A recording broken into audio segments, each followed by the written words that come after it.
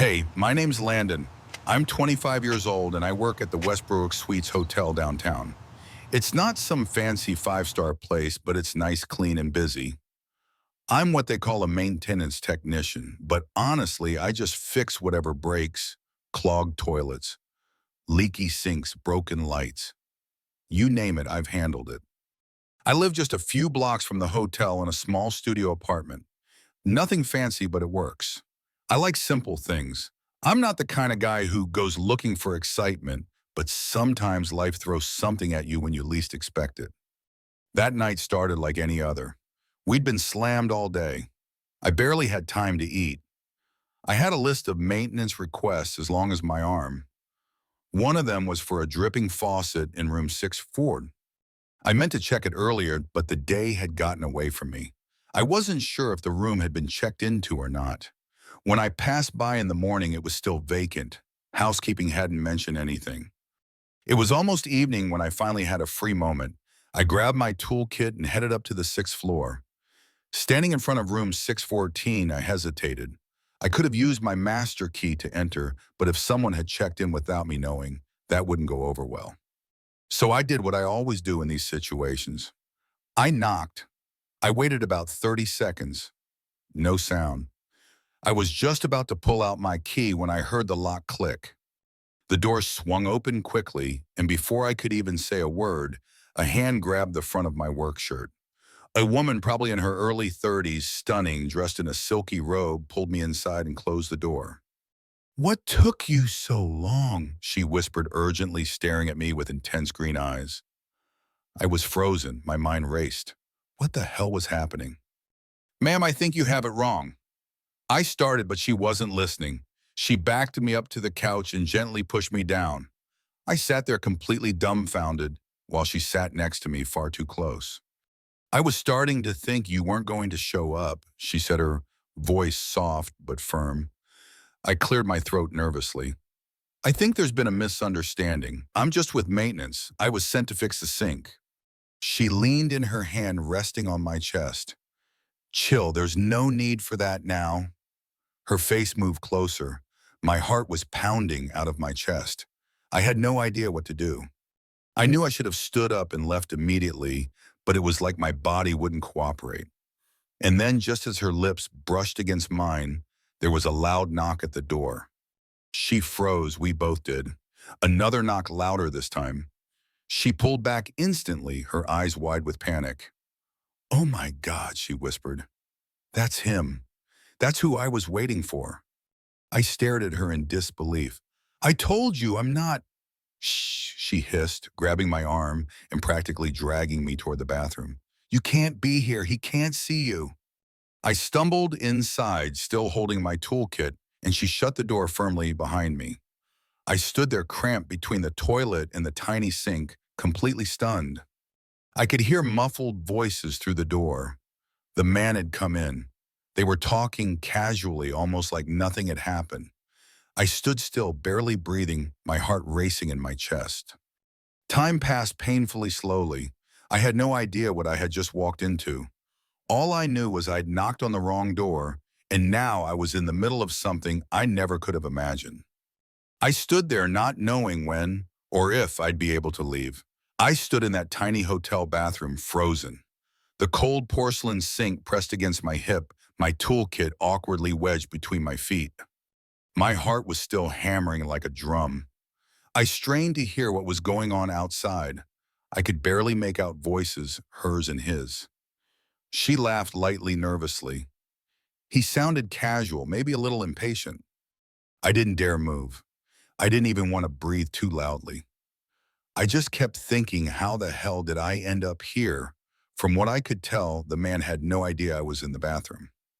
At one point, I heard him ask something about the bathroom. "I'll get you a towel," she quickly answered. Then silence. I could almost hear her thinking on the other side of the door, planning how to keep me hidden. I stayed dead still. I don't know how long I stood there, 15 minutes, 30, maybe more. It felt like forever.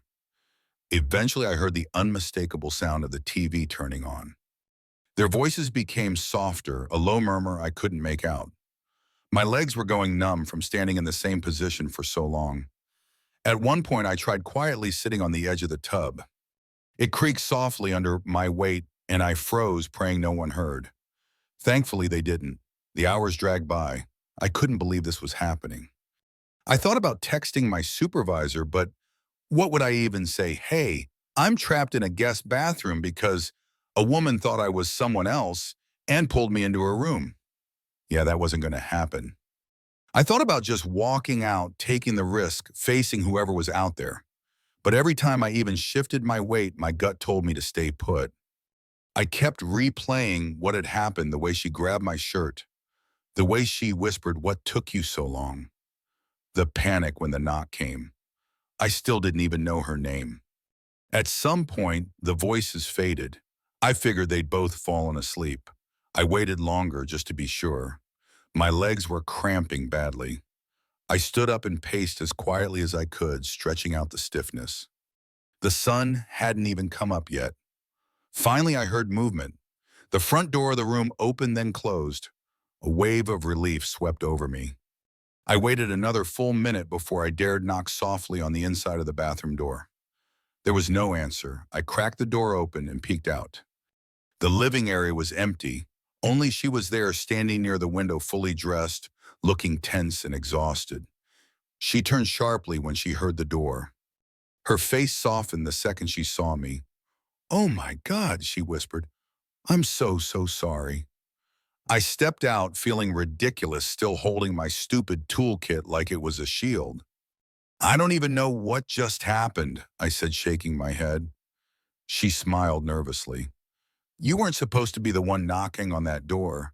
I thought you were someone else. I panicked when I realized my mistake." "Yeah," I chuckled dryly. "You could say that again." We both stood there for a second in awkward silence. I could tell she was embarrassed, but she also looked genuinely relieved that I wasn't angry.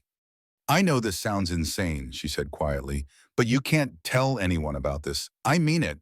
He can't know. No one can know." I nodded. "Don't worry, I don't even know what I'd say." She smiled faintly. "Thank you, really." I turned to leave, wanting to get out of that room as fast as possible. As I reached for the door, she called out, "Wait!" I looked back. "Do you want to grab a coffee downstairs?" she asked. "I mean, just to decompress.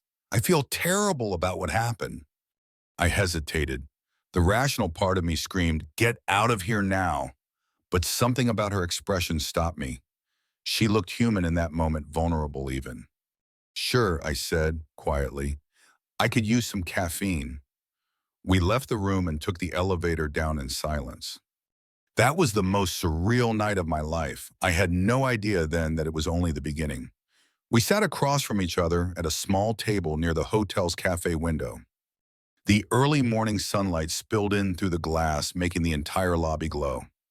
I was still in my maintenance uniform, feeling out of place. She wore jeans and a light sweater, now her hair pulled back casually. Neither of us spoke right away. I stared at the coffee in front of me, unsure how to even begin. "I'm Selena," she finally said softly, breaking the silence. "Landon," I replied, glancing up at her. She gave me a faint smile. "I know, I saw your name tag last night." We both chuckled awkwardly, the tension easing just slightly. "Look," I started. "I'm not trying to pry, but what exactly happened up there? You thought I was someone else." Selena took a deep breath and nodded. "Yes, I made a huge mistake. I've never done anything like that before." I raised an eyebrow but said nothing, waiting. "I was meeting someone," she continued, her voice low. "Someone important to me. He was supposed to arrive at 8. When you knocked, I assumed it was him. I didn't think for even a second that it might be someone else." I sipped my coffee thinking, I figured something like that, but why pull me in? Why not just wait? She gave a sad, tired smile. "Because if anyone saw him in the hallway, if anyone found out he was even there, it would have been a disaster." I panicked. "I thought pulling you in would stop any suspicion." I frowned. "That seems risky." "I know," she whispered. "You have no idea how stupid I feel right now." We sat in silence for a moment. I studied her. Underneath the confident surface, she looked worn out. There was something heavy sitting on her shoulders. I'm not going to report anything, I finally said. I'm not even sure what I'd report. Honestly, I just want to pretend none of this happened. Selena let out a soft laugh of relief. Thank you. I appreciate that more than you know. The waitress brought more coffee and we both quietly thanked her. Selena stared out of the window for a long time before speaking again. I'm not who you probably think I am. I didn't respond. I just waited. I'm not some reckless person. I don't run around with strangers. The man I was meeting, he's a high-ranking official. We've had an arrangement for a while. Nothing romantic, more like a business transaction. I stayed silent but raised an eyebrow. I needed help with something, she continued. Important legal documents. He promised to help if I kept things discreet. We'd meet here occasionally, always quietly, always privately. Last night was supposed to be the last meeting. I nodded slowly. So this was about getting what you needed. Yes. Her eyes met mine, vulnerable and honest. I know how it looks. I've had to do things I never thought I'd do, but I've never compromised who I am. I've kept my dignity. Last night was a terrible accident. I get it, I said. You don't have to explain everything. I wanted to, she replied, because you're different. You didn't freak out. You stayed calm. You didn't take advantage of the situation. I can't stop thinking about that. I shifted uncomfortably in my chair. I just did what anyone decent would do. Not everyone would have, she said softly. We finished our coffees mostly in silence. The sun was higher now and guests were starting to fill the lobby. As we stood up to leave, she touched my arm gently. I know this was crazy and awkward and embarrassing, but I'm glad it was you who knocked on my door, she said with a tiny smile. I chuckled. Not exactly the most conventional way to meet someone. Selena nodded. True, but I hope this isn't the last time we see each other. I hesitated. I don't know. Maybe, she replied. Maybe is better than never. She turned and walked away toward the elevators. I stood there for a long moment watching her disappear. The surreal strangeness of it all was just starting to hit me. I shook my head, grabbed my toolkit, and went back to work like nothing had happened. But in the back of my mind, I knew something had changed. I didn't expect to ever see Selena again. At least, that's what I thought. 2 months passed. I barely thought about her anymore. Life at the hotel had gone back to normal, same clogged drains, same faulty AC units, same endless parade of conference guests and tourists. The surreal night with Selena had started to feel like some bizarre fever dream. I imagined until one Thursday afternoon. I was in the maintenance room going over work orders when the front desk paged me. Landon, can you come up to the front desk? There's someone here asking for you. I frowned. No one ever asked for me. I wiped my hands on a rag and made my way through the lobby. That's when I saw her, Selena. She stood near the check-in counter, casually dressed in a black jacket and fitted jeans, her hair in soft waves over her shoulders. She looked as stunning as I remembered. When our eyes met, she smiled gently and waved. I froze. I didn't know whether to turn around or walk up. My legs chose for me. Hey, she greeted softly as I approached. Selena, I said, stunned. What are you doing here? Can we talk? She asked, ignoring the curious glances of a few hotel guests nearby. We walked outside to a quiet bench under the trees by the side entrance. I sat stiffly still, trying to understand what was happening. I know I probably shouldn't have come, she began, but I've been thinking about you ever since that night. I shook my head, confused. I honestly didn't expect to ever see you again. I know, she said, but I couldn't leave it the way we did. I looked at her seriously. Selena, I don't know what you're hoping for. That was a weird night. It wasn't supposed to happen. I know, she repeated, her voice softer. But you were kind. You were patient. You didn't take advantage of the situation. You just helped me. And I haven't stopped thinking about that. I stared at her silent. I wanted to tell you that I'm free now, she said. My business with him is over. I got what I needed. I'm not that woman anymore. I raised an eyebrow, cautious. I didn't think you were a bad person, Selena. I don't know. It was complicated. I know it was complicated, she admitted, then smiled faintly. But I wanted to ask if you'd give me a chance to know you properly as myself. No secrets, no crazy misunderstandings. I studied her for a long moment. She wasn't a mysterious seductress from that night anymore. She looked normal, almost nervous, like someone trying to fix a mistake. What are you asking exactly? I asked. Just a simple dinner, she said. No pressure, just two people getting to know each other. Part of me wanted to say no. I wasn't sure I wanted to reopen that door, but something about her honesty softened me. Okay, I finally agreed. Dinner, that's it. She beamed, genuinely happy. Thank you, Landon. You won't regret it. We met the following Saturday at a quiet Italian place about 15 minutes from the hotel. I showed up in jeans and a button-down. She wore a navy dress and simple heels.